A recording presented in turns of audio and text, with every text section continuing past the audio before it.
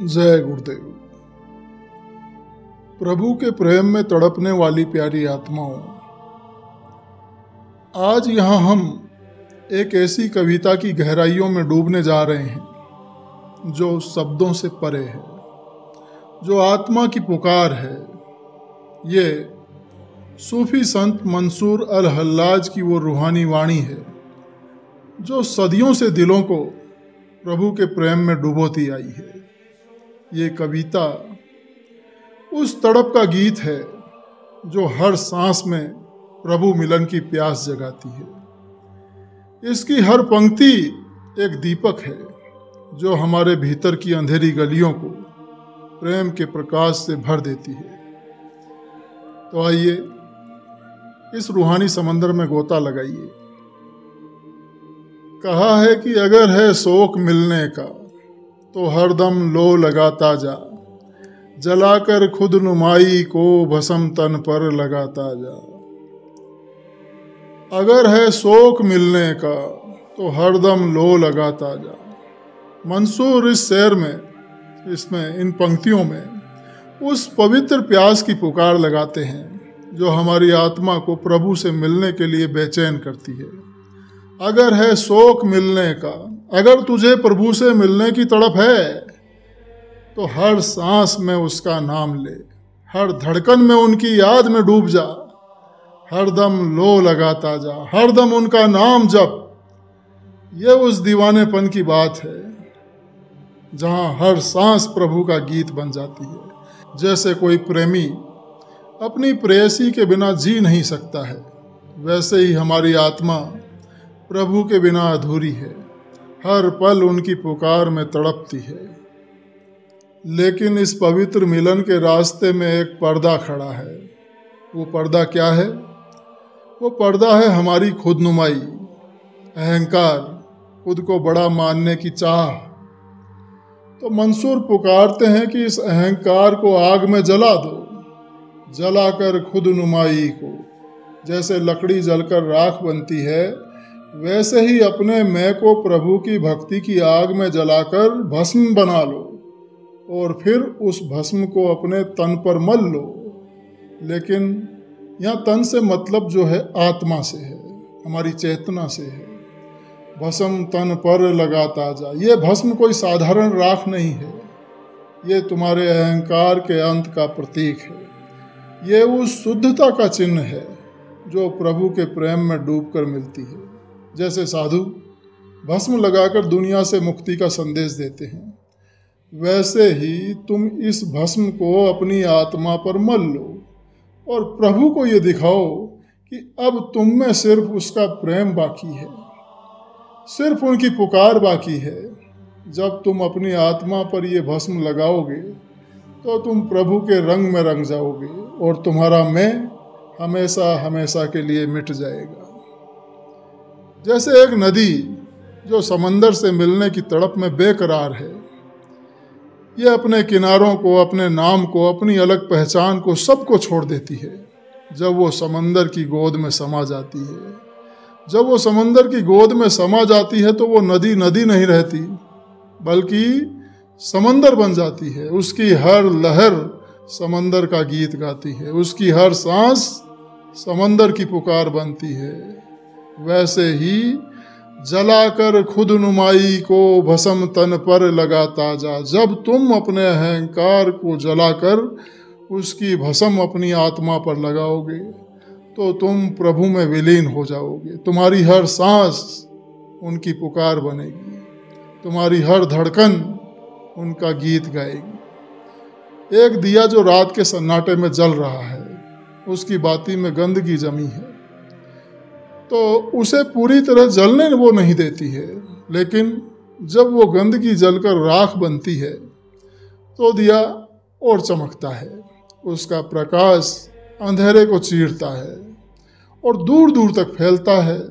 वैसे ही अगर है शौक मिलने का तो हरदम लो लगाता जा। जब तुम अपनी खुदनुमाई को जलाकर उसकी भस्म अपनी आत्मा पर लगाओगे तो तुम्हारी आत्मा प्रभु के प्रकाश से जगमगा उठेगी। वो प्रकाश तुम्हें प्रभु की गोद तक ले जाएगा जहाँ सिर्फ और सिर्फ उनका प्रेम बाकी है। अब आगे बढ़ते हैं। पकड़ कर इश्क की झाड़ू, सफा कर हिज्र ए दिल को, दुई की धूल को लेकर मुसल्ले पे उड़ाता जा।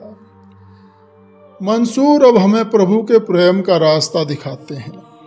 पकड़ कर इश्क की झाड़ू, प्रेम की झाड़ू पकड़कर। ये इश्क कोई सांसारिक मोहब्बत नहीं, बल्कि वो पवित्र प्रेम है जो तुम्हारी आत्मा को प्रभु से जोड़ता है। इस प्रेम की झाड़ू से अपने दिल के हिज्र को साफ कर। हिज्र दिल को यानी दिल की दूरी को साफ करो। ये हिज्र दिल वो पर्दा है जो तुम्हें प्रभु से दूर रखता है। ये पर्दा है तुम्हारा डर, तुम्हारी शंकाएं, तुम्हारा अहंकार। तो मंसूर कहते हैं कि इस प्रेम की झाड़ू से अपने दिल को साफ करो, अपने दिल को चमकाओ, जैसे कोई अपने घर को साफ करता है ताकि प्रिय मेहमान का स्वागत हो सके। वैसे ही तुम अपने दिल को प्रेम से साफ करो ताकि प्रभु वहाँ बस जाए। और फिर दुई की धूल यानी दो का भाव, ये जो भेदभाव है, दुई की धूल को उठाकर अपने मुसल्ले पर उड़ा दो। मुसल्ला कहते हैं नमाज की चटाई को। और दुई का मतलब है वो सोच जो कहती है कि मैं और प्रभु अलग हैं। दुई की धूल को लेकर मुसल्ले पे उड़ाता जा। इस भेद की धूल को हटा दो ताकि तुम्हारा मुसल्ला प्रेम का मंदिर बने, जहाँ सिर्फ प्रभु ही बाकी रहे। जैसे एक माँ अपने बच्चे को गले लगाती है, उस पल में न माँ अलग है न बच्चा, सिर्फ प्रेम है। उस गले मिलने में कोई दूरी नहीं, कोई पर्दा नहीं रहता। वैसे ही पकड़कर इश्क की झाड़ू, सफा कर हिज्र दिल को। जब तुम प्रेम की झाड़ू से अपने दिल को साफ करोगे तो तुम और प्रभु एक हो जाओगे, कोई दूरी नहीं बचेगी। जैसे एक माली है, अपने बगीचे को साफ करता है। वो सूखे पत्ते, कांटे और गंदगी हटाता है ताकि फूल खिल सके। जब बगीचा साफ हो जाता है तो फूलों की सुगंध चारों ओर हवा में फैलती है। ये ठीक वैसे ही है, दुई की धूल को लेकर मुसल्ले पे उड़ाता जा। जब अपने दिल के हिज्र को साफ करोगे तो उसमें प्रेम का फूल खिलेगा और प्रभु तुम्हारे दिलों में बस जाएंगे। मुसल्ला छोड़ तस्बीह तोड़, किताबें डाल पानी में, पकड़ तू दस्त मुर्शद का, गुलाम उनका कहाता जा। मंसूर इन पंक्तियों में रस्मों की जंजीरें तोड़ने की बात करते हैं कि मुसल्ला छोड़ तस्बीह तोड़, मतलब नमाज की चटाई छोड़ दे, माला तोड़ दे। वो कहते हैं कि किताबें डाल पानी में, मतलब धार्मिक जो ग्रंथ हैं उन्हें पानी में डाल दे। तो क्या मंसूर यहाँ पर धर्म का तिरस्कार कर रहे हैं? ऐसा बिल्कुल नहीं है, ऐसा बिल्कुल नहीं है। वो कह रहे हैं कि प्रभु बाहरी रस्मों में नहीं है, बल्कि दिल की गहराई में प्रभु बसते हैं। ये रस्में रास्ता दिखा सकती हैं, लेकिन ये प्रभु नहीं है।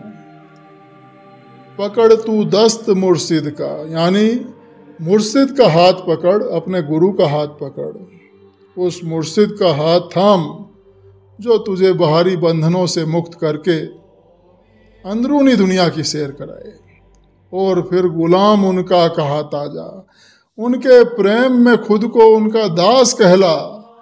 ये गुलामी कोई बंधन नहीं, ये गुलामी कोई बंधन नहीं, ये वो मुक्ति है जो तुम्हें प्रभु के प्रेम में डुबो देती है। जब तुम अपने मुर्शिद के प्रेम में डूब जाओगे तो तुम्हें सिर्फ और सिर्फ प्रभु ही दिखाई देंगे, जो किताबों में नहीं है, जो रस्मों से परे हैं, जो किताबों और रस्मों सब से परे हैं। जैसे एक प्यासा रेगिस्तान में भटक रहा है और वो पानी की तलाश में है, लेकिन उसे सिर्फ खाली घड़े मिलते हैं।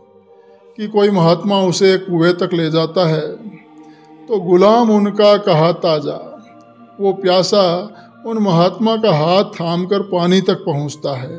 तो वैसे ही जब तुम अपने मुर्शिद का हाथ थामोगे तो वो तुम्हें प्रभु के उस कुएं तक ले जाएंगे जहां तुम्हारी आत्मा की प्यास बुझ जाएगी।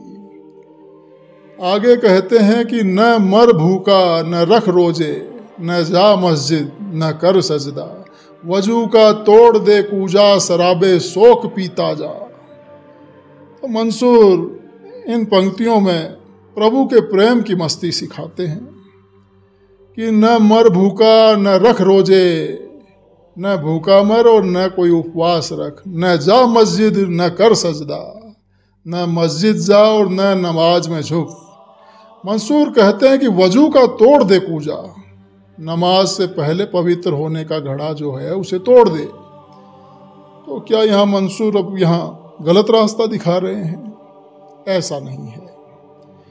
वो कह रहे हैं कि असली भक्ति बाहरी कर्म कांडों में नहीं है बल्कि दिल की तड़प में है। शराबे शोक पीता जा, प्रेम का नशा पी। ये शराब कोई सांसारिक शराब नहीं बल्कि ये वो दिव्य प्रेम है जो तुम्हें प्रभु के नशे में डुबो देता है।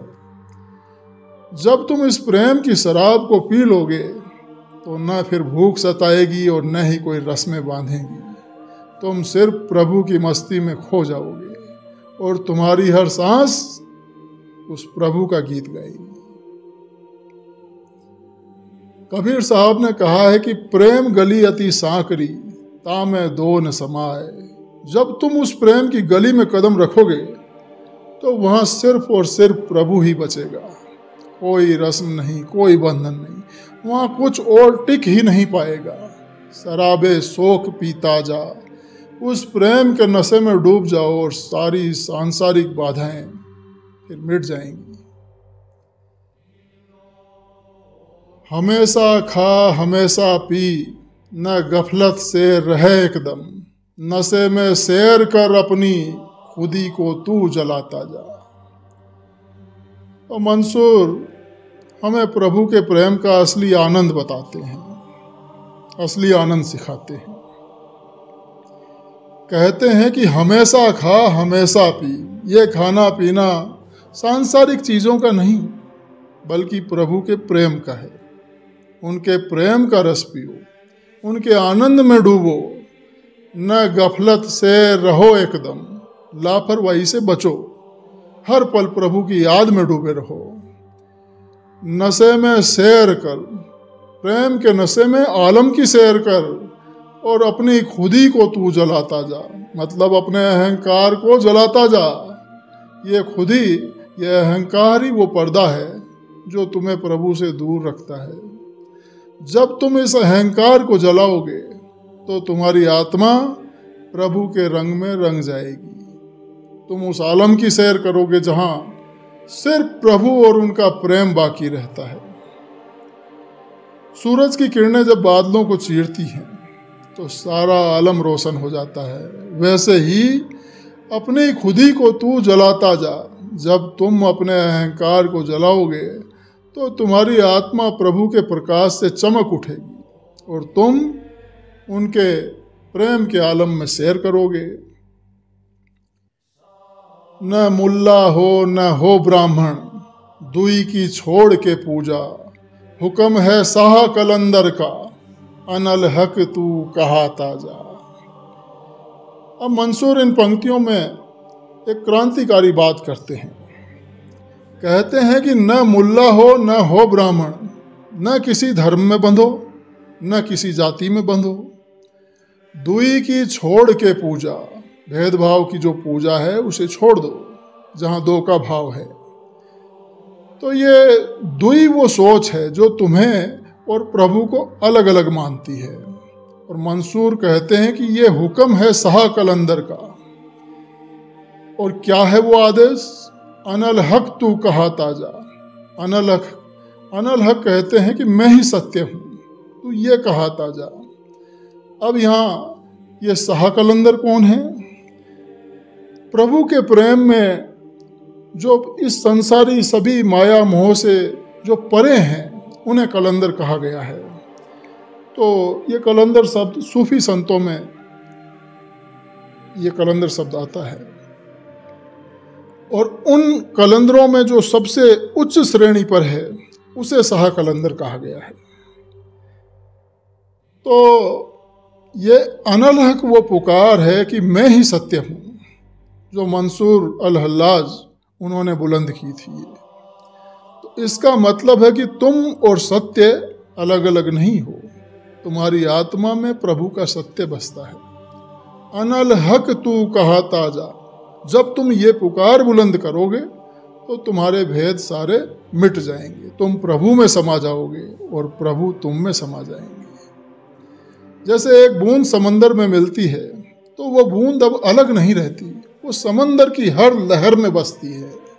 वैसे ही अनल हक तू कहा ताजा, जब तुम ये पुकार बुलंद करोगे तो तुम उस परम सत्य में विलीन हो जाओगे और तुम्हारी हर सांस उस परम प्रभु की पुकार बनेगी। कहे मंसूर मस्ताना, मैंने हक दिल में पहचाना, वही मस्तों का मैं खाना, उसी के बीच आता जा। मंसूर अपनी बात को प्रेम के रस में डुबोकर समेटते हैं, कहते हैं कि कहे मंसूर मस्ताना, मैंने हक ए दिल में पहचाना, मैंने दिल में उस सत्य को पहचान लिया है। ये हक ए दिल यानी इस दिल का सत्य, इस हृदय का सत्य, ये न किताबों में मिला न मंदिर मस्जिद में मिला, ये सत्य उनके दिल की गहराई में बसा था, जहाँ प्रभु बसते हैं। वही मस्तों का मैं खाना, वही प्रेमियों का आनंद स्थान। ये मैं खाना कोई साधारण जगह नहीं है, ये वो आलम है जहाँ सिर्फ प्रभु हैं, सिर्फ प्रेम है और सिर्फ आनंद है। उस प्रभु का प्रेम है, उसी के बीच आता जा। मंसूर पुकारते हैं कि तुम भी उस मैखाने में आ जाओ। जब तुम अपने दिल की गहराई में उतरोगे तो तुम्हें वो प्रभु मिलेंगे, वे तुम्हें पुकारेंगे और तुम उनके प्रेम के नशे में डूब जाओगे। ये मैखाना वो जगह है जहाँ हर सांस प्रभु का गीत गाती है और हर धड़कन उनकी पुकार बनती है। एक प्यासा जब पानी की नदी पर पहुंचता है तो उसकी सारी प्यास मिट जाती है और वो नदी में डूबकर आनंद पाता है। वैसे ही वही मस्तों का मैखाना, जब तुम अपने दिल में प्रभु को पहचान लोगे तो तुम उनके प्रेम के मैखाने में डूब जाओगे, जहाँ सिर्फ प्रभु और उनका आनंद ही रहता है। तो प्यारे साथियों, ये थी मंसूर की वो रूहानी पुकार जो हमें बाहरी बंधनों से मुक्त करके हमारे दिल की गहराइयों में ले जाती है। ये पंक्तियाँ हमें सिखाती हैं कि प्रभु हमारे दिल में बसते हैं, हमारे हृदय में बसते हैं। हमें सिर्फ अपने अहंकार को दूर करना है, अपने अहंकार को जलाना है, प्रेम की झाड़ू से अपने दिल को साफ करना है और प्रभु के प्रेम में डूब जाना है। जब हम अनल हक की पुकार बुलंद करेंगे तो हम उन मस्तों के मैखाने में पहुंच जाएंगे जहां सिर्फ और सिर्फ प्रभु हैं, उनका प्रेम है। इस रूहानी मुलाकात के लिए आप सभी का बहुत बहुत शुक्रिया। जय गुरुदेव।